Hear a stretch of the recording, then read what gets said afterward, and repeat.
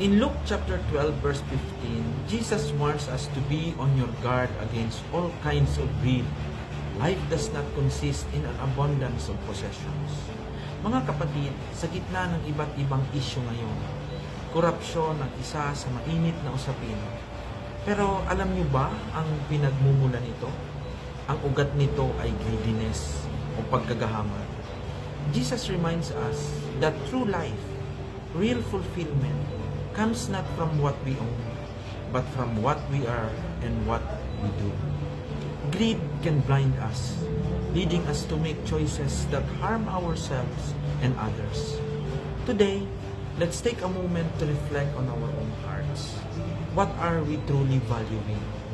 Let's strive to cultivate contentment and focus on the things that truly matter. Love, compassion, and relationship with God. Let us pray. Heavenly Father, we thank you for the reminder that life is not about possessions. Forgive us for the times we have been consumed by greed. Help us to keep our hearts focused on you and guide us to use our resources wisely and generously for the benefit of others and for the glory of your name.